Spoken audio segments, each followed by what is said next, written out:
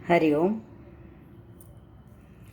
एका मोठ्या लंब्या विश्रांतीनंतर पुन्हा एकदा सुंदर गुरुमय अशी शुभ सकाळ. कार्तिक महिना अजून संपलेला नाही आहे आणि चातुर्मास, तुलसी विवाह हे सगळे संपन्न झालेले आहेत. पुन्हा एकदा आपण आपल्या सत्संगामध्ये नव्याने प्रवेश करू. माझ्यासहित तुमच्या सगळ्यांच्या डोक्यातल्या व शरीरातल्यासुद्धा लाडू, करंज्या, चिवडा, चकल्या, जे काय वडी, बालुशाही हे सगळं उतरलं असेल.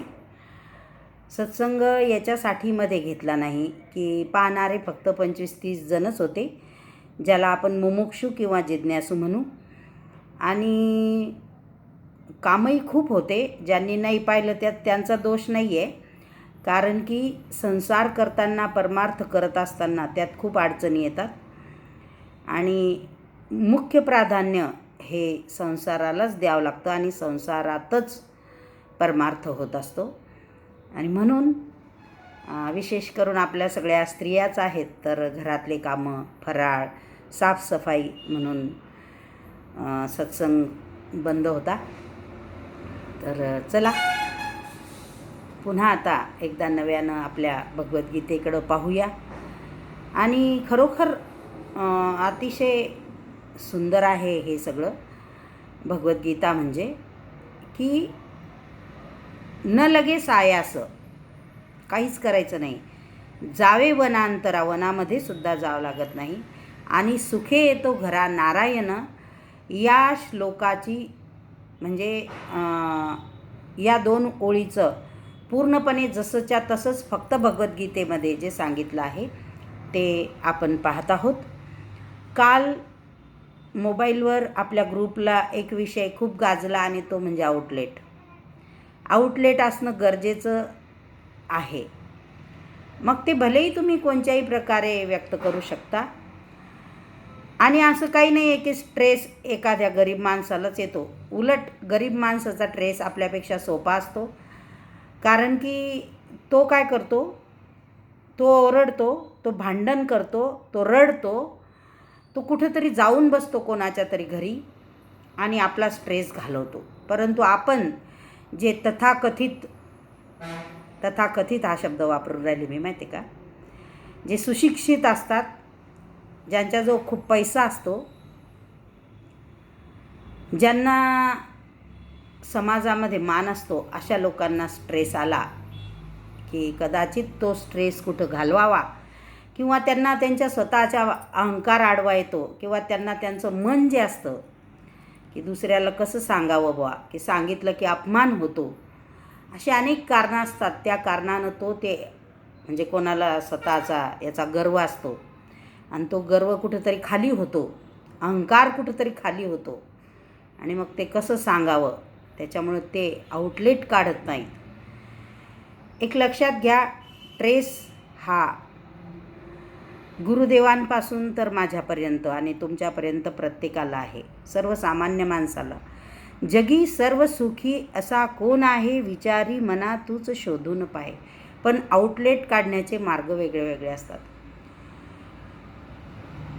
तुम्हाला आठवत असेल, मी मुद्दाम सांगते, मी प्रत्येक गोष्टीचं उदाहरण मी माझ्यावरच देते, त्याच्यात काही अपमानाची गोष्ट नाही आहे.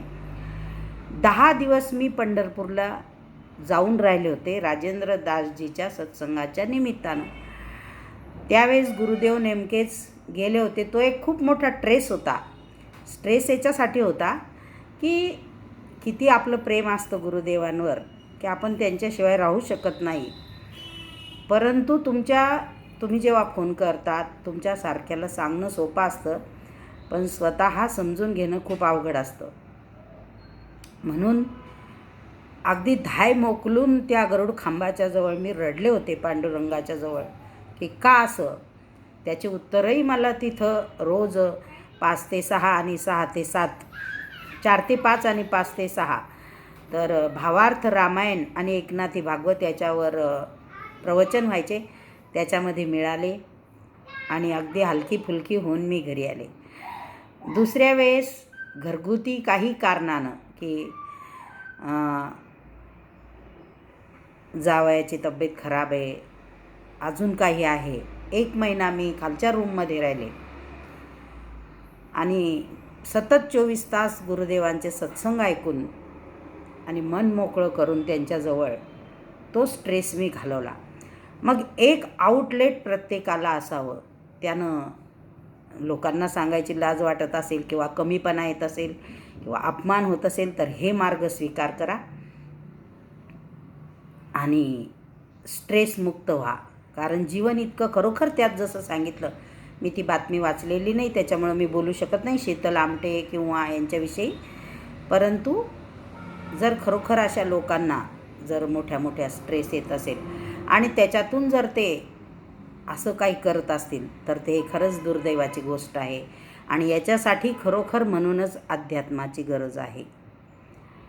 आणि आपण जे पाहतोय, आपण जे करतोय ते जर नित्य नियमात आचरणात असलं प्रत्येकाच्या, तर निश्चितच हा स्ट्रेस जो आहे, आपण जो सध्या श्लोक घेतोय, यास काहीच करावं लागत नाही. तुम्ही जर तुमच्यामध्ये तुम्ही कोण आहात हे समजून घेतलं आणि तुम्ही तुमच्यामध्येच रममान झाला, तर सुख दुःख मान अपमान लाभ हानी जय पराजय या गोष्टी आपल्यापासून दूर आहेत. नेहमी आपण म्हणतो, मी तर नेहमी म्हणते मी काहीच काम करत नाही घरात. याचा अर्थ शब्दशः असा होत नाही की मी काहीच करत नाही म्हणून, पण त्याचा अर्थ असा होतो की मी काही करत नाही म्हणजे खरोखर मी काहीच करत नसते शरीरानं. जो काय करतो तो परमात्मा करत असतो आपल्यात राहून, हा त्याचा अर्थ आहे. आणि तो जर करत असेल सगळं काही तर त्याच्या हिशोबानं सगळं होत असतं. 1 मिनिटात माणसाचं प्रारब्ध बदलत असतं. या सगळ्यांचा विचार प्रत्येक जीव मात्रानं करावा आणि त्याच्यासाठी तयार असावं. त्याच्यासाठीच ही भगवद्गीता आहे. चला आपण आपल्या आजच्या सत्संगाला सुरुवात करू. हरी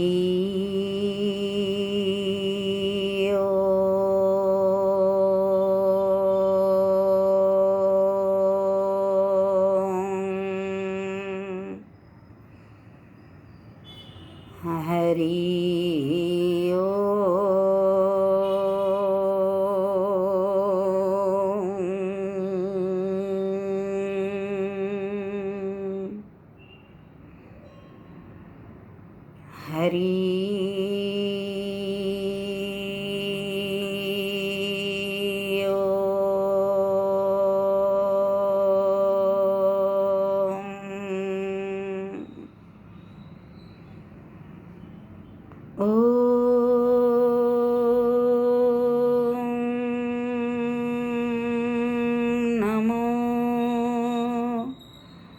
भगवते वासुदेवाय.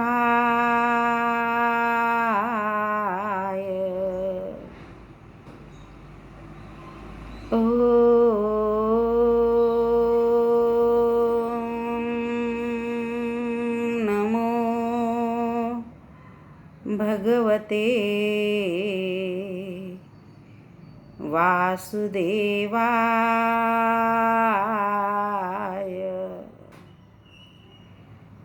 वासुदेवाय.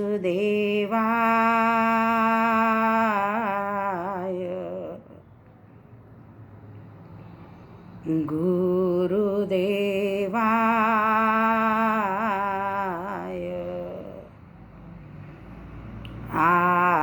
आत्मदेवाय.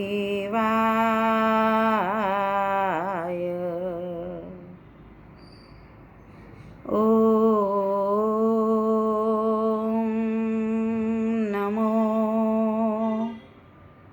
भगवते वासुदेवाय.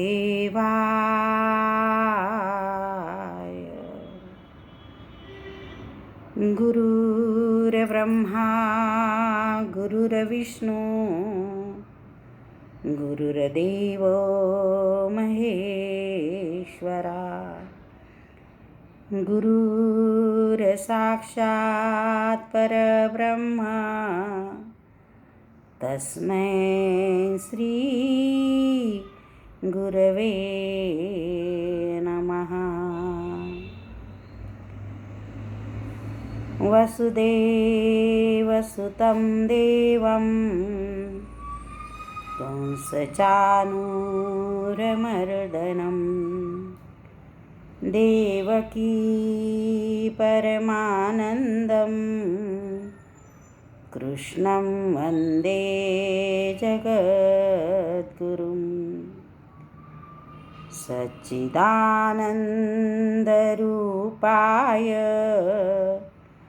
विश्व उत्पत्त्यादिहेतवे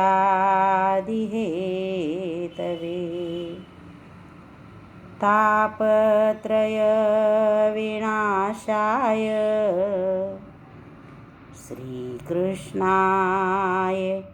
वयं नमः. श्रीकृष्णाय वयं नमः. हरि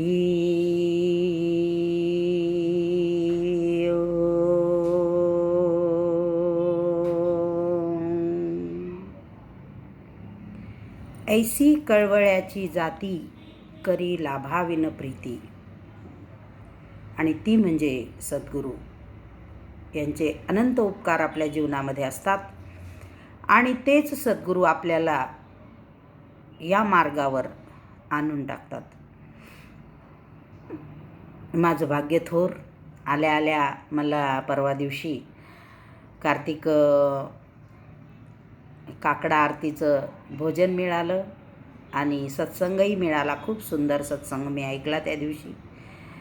तर असो, अध्याय 4 आणि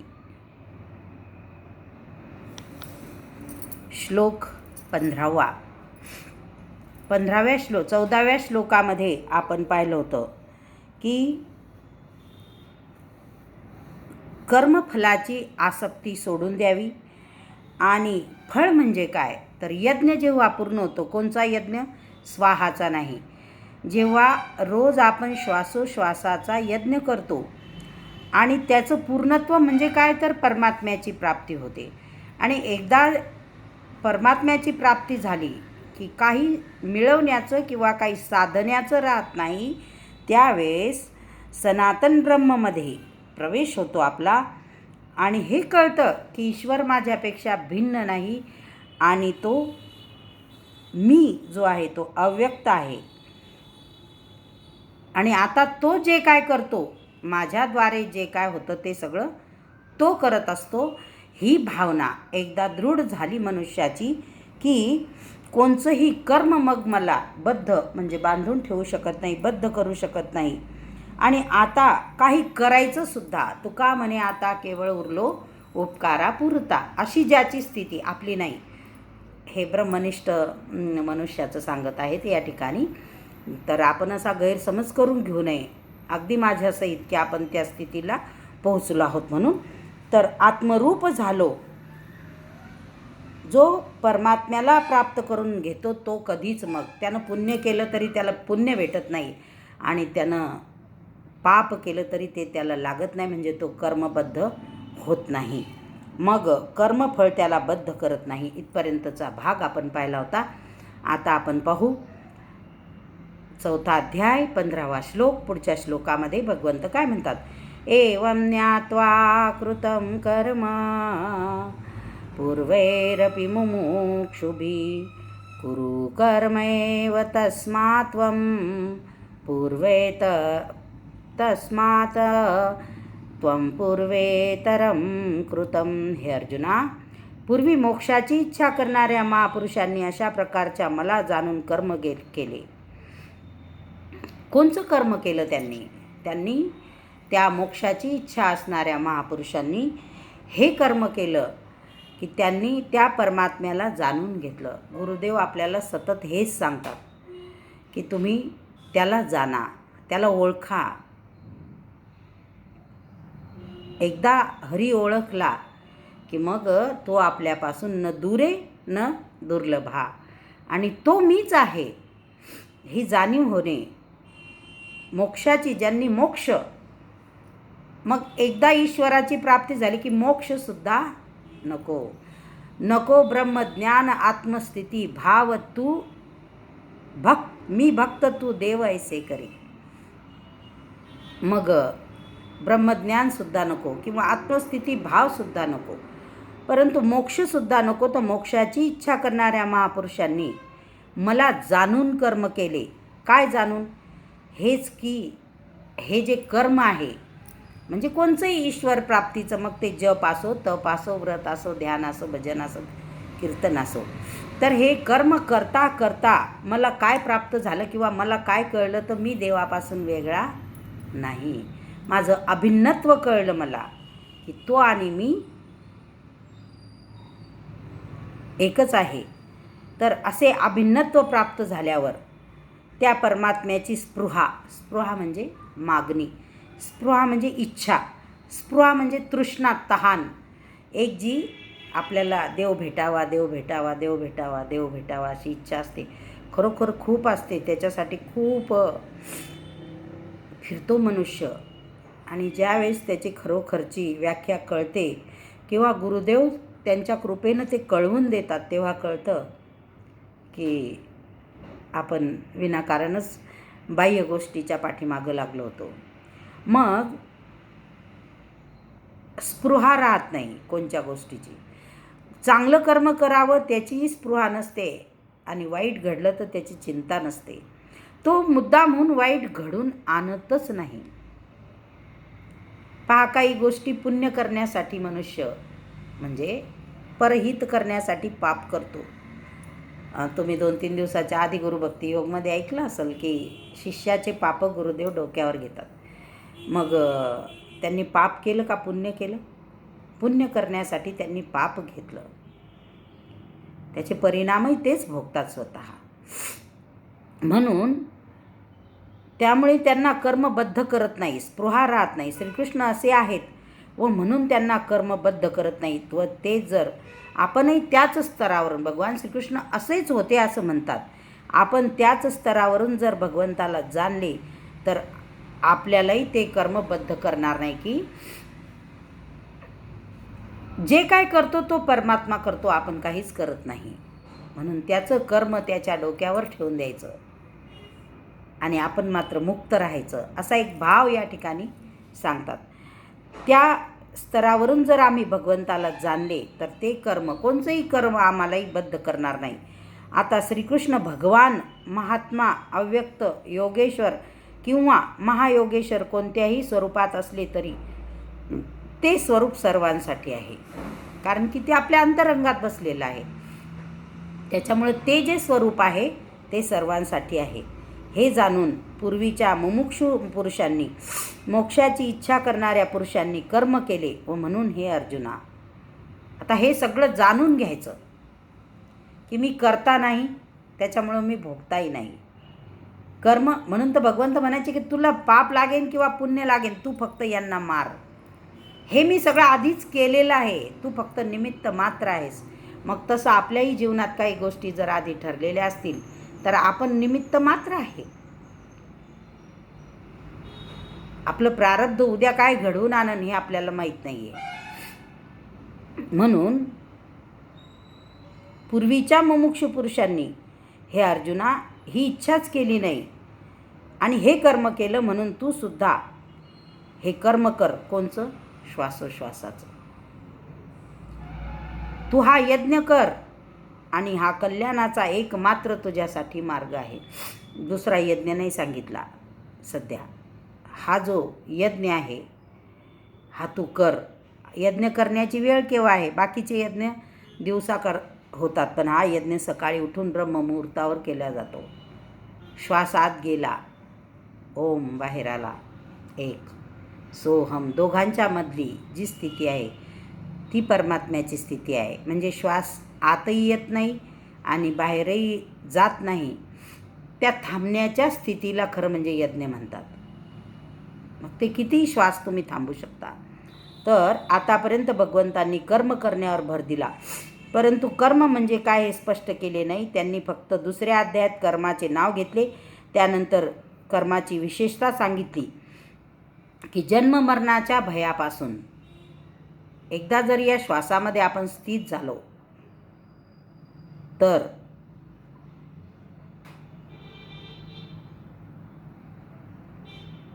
कर्म करताना महान भयापासून, जन्ममरणाच्या भयापासून हे साधकाचं रक्षण करते. नंतर कर्म करताना घ्यायच्या दक्षतेचे वर्णन केले. नंतर दक्षता कोणची घ्यावी हे कर्म करताना ते सांगितलं मागच्या श्लोकामध्ये, परंतु कर्म म्हणजे काय हे मात्र सांगितलं नाही. नेमकं कर्म कोणचं करावं. पण आता मात्र 3ऱ्या अध्यायात त्यांनी सांगितलं की तुम्हाला ज्ञानमार्ग आवडतो किंवा निष्काम कर्मयोग आवडतो, कोणत्याही मार्गाचं आचरण केलं तरी कर्मयोग करावाच लागेल. कर्म प्रत्येक गोष्टीत करावं लागतं. ज्ञानमार्गाने गेले तरी कर्म करावं लागतं, भक्तिमार्गाने गेले तरी कर्म करावं लागतं. ज्ञानमार्गापेक्षा भक्तिमार्ग अवघड आहे, मग त्यात सगळे कर्मच आहेत. ज्ञानमार्ग तरी त्याच्यापेक्षा थोडा सोपा आहे. मग कर्माचा त्याग केल्याने कोणी ज्ञानी होत नाही किंवा कर्माचा आरंभ केल्याने कोणी निष्कर्मी होत नाही. कर्माचा त्याग केल्याने बरेचसे लोक कर्माचा त्याग करतात. मग ते संन्यासी आहेत का, ते साधू आहेत का, किंवा ते साधू संन्यासीही तसे नसतात. खूप खूप विचित्र गोष्टी पाहायला मिळाल्या तीर्थावर गेल्यानंतर. अनेक लोक संत महंत पाहिले, परंतु त्यांच्याजवळ नियम नाही कोणचेच, असेही लोक पाहिले आपण. तर खूप त्या मानानं गुरुदेवांनी आपल्याला खूप एका उच्च पातळीवर नेऊन ठेवलेलं आहे की गुरुदेवांनी सांगितलेल्या मार्गावर आपण जर खरोखर चाललो तर आपला उद्धारच होईल त्या ठिकाणी. तर कर्माचा त्याग केल्याने कोणी ज्ञानी होत नाही. भगवे वस्त्र परिधान केले, दाढी जटा वाढवल्या तर त्यानं कोणी ज्ञानी होत नाही. किंवा तो निष्कर्म कर्माचा त्याग केल्याने ज्ञानी होत नाही आणि कर्माचा आरंभ केल्याने कोणी निष्कर्मेसुद्धा होत नाही. कर्म हे हर परिस्थितीमध्ये करावंच लागेल. जे नुसता हठयोग करून कर्मेंद्रिय फक्त आवरतात ते दांभिक आहेत. त्यासाठी तू मनाने इंद्रियांना वश करून कर्म कर. तू मनानं काय कर, इंद्रियाला वश कर. हे सगळ्यात अवघड आहे. जरा बसा थोडं डोळे मिटून 10-15 मिनटं. आपलं मन कुठं कुठं जातं ते पहा. त्याच्यासाठी अभ्यास खूप महत्त्वाचा आहे. आणि म्हणून आधी 2 मिनटंच करायचा सांगितला, मग 5 मिनटं करा, मग 10 मिनटं करा. चित्त जर विचलित झालं नाही, चित्त जर शांत राहिलं, असं समजायचं आपला अभ्यास व्यवस्थित सुरू आहे. आणि 1000 विचार जर आपल्या मनामध्ये आले तर असं समजायचं की आपण कुठंतरी गडबड होती आहे. मग त्याच्यासाठी अनुलोम विलोम आहे, त्याच्यासाठी ओंकारचं गुंजन आहे, मग त्याच्यासाठी प्राणायाम आहेत. हे सगळं त्या चित्त एका ठिकाणी थांबावं याच्यासाठी आहे. मग जे हठयोग करून कर्मेंद्रिय फक्त आवरतात ते दांभिक आहेत. म्हणून तू मनाने इंद्रियांना वश कर. कोणते कर्म करावे तर नियत कर्म कर, निर्धारित कर्म कर. आणि निर्धारित कर्म म्हणजे श्वास उश्वासाची प्रक्रिया आहे, तेही त्यांनी सांगितलं. मग यज्ञ म्हणजे काय की जो केल्याने कर्म होते. पुन्हा तेच आलं, श्वासोश्वासाचा यज्ञ कर असं त्यांनी सांगितलं.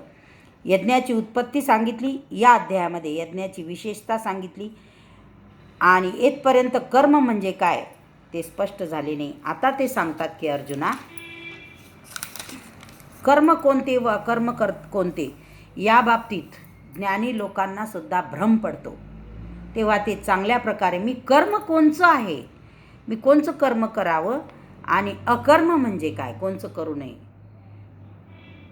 सार जे आहे ते कर्म आहे, बाकी जे निस्सार आहे ते सगळं अकर्म आहे. गुरुदेवांनी आपल्याला खूप चांगल्या पद्धतीनं समजावून सांगितलं आहे की किम लक्षणम भजनम, तर रसनम लक्षणम भजनम किंवा सारोही भजनम. तू भजन कोणचं करशील ज्याच्यामध्ये सार आहे. वाणी तुझी सारगर्भित असली पाहिजे, तुझं चालणं बोलणं सारगर्भित असलं पाहिजे, तुझं आचरण सारगर्भित असलं पाहिजे.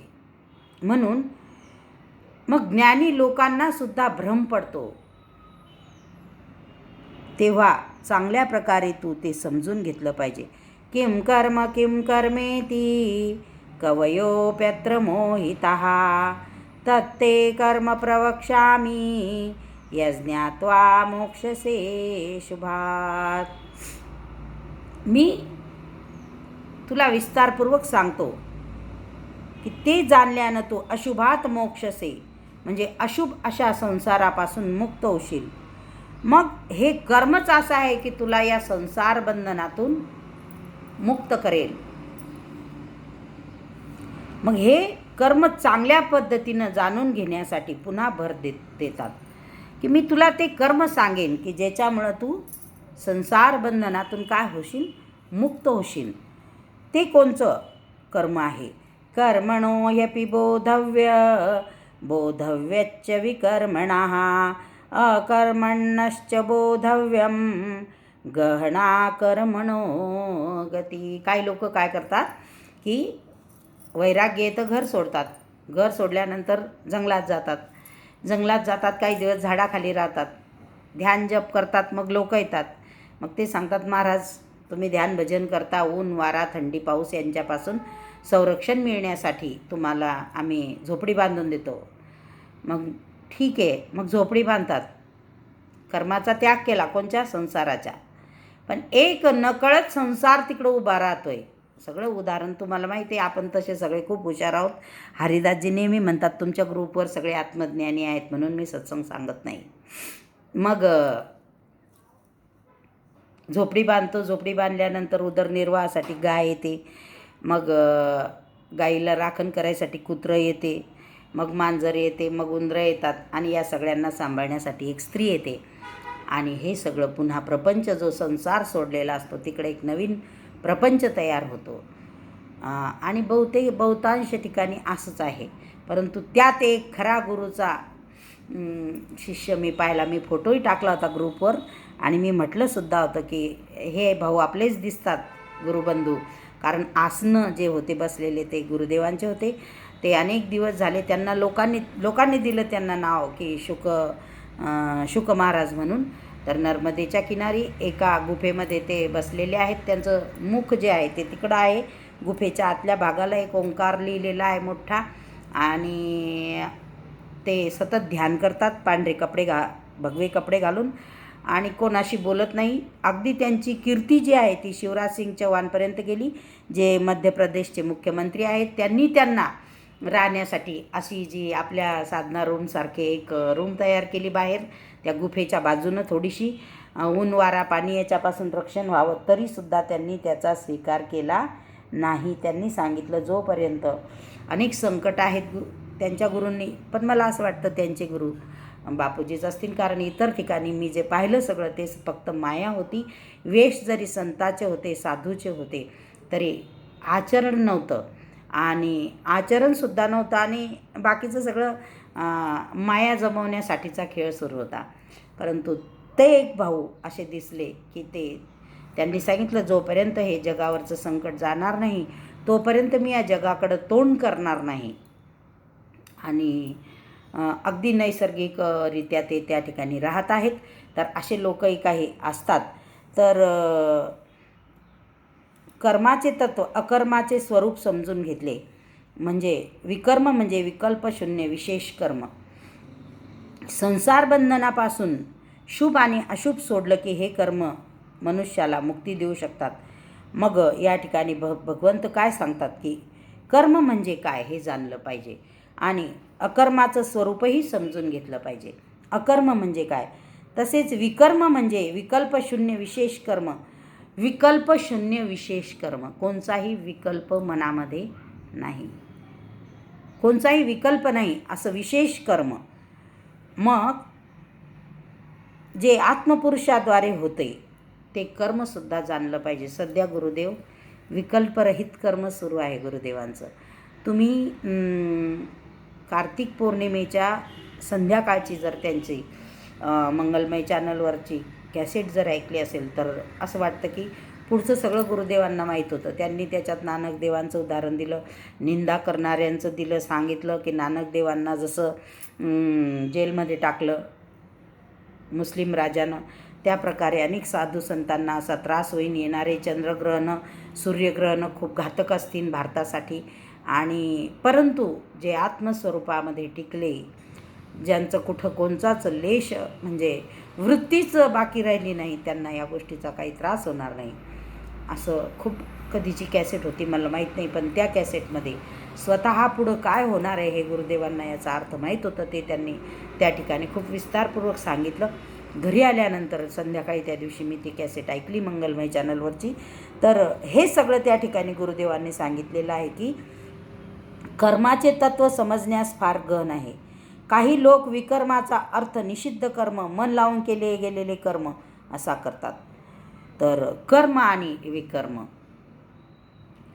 शुभ कर्म किंवा निषिद्ध कर्म काय, हा खूप 17वा श्लोक मोठा आहे थोडासा, आणि वेळ आपला नेहमीपेक्षा 10 मिनटं जास्त झालेला आहे. तर हे कर्म आणि विकर्म आपल्याला त्याची वास्तविकता काही गरज नाही आहे. आपण इतक्या लांब पोहोचलेलो नाही. आपल्या मनानं आपण काही जरी म्हटलं की आम्ही खूप ज्ञानी झालो, आम्ही असं झालो तसं झालो, तरी आपल्या मनाला नेमकं कळतं की आपण काय आहे. त्याच्यामुळे जास्त कोणी सांगण्याची गरज नाही. अगदी माझ्यासहित मलासुद्धा कळतं की आपण काय आहे. हे फक्त आपण एक ट्रान्सफॉर्मर म्हणून या ठिकाणी करत आहोत. तर असं आपण कोरोना खूप वाढलेला आहे असं म्हणतात, मला तर काही दिसला नाही कुठं वाढलेला. अगदी लोक स्वच्छंद फिरत होते त्या ठिकाणी सुद्धा ओंकारेश्वरला, आणि कोणचंही नियम नव्हतं, बंधन नव्हतं, काही नव्हतं.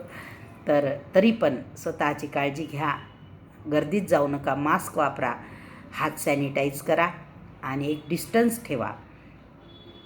सुखी राहा, स्वस्थ राहा, पण घरामध्येच राहा.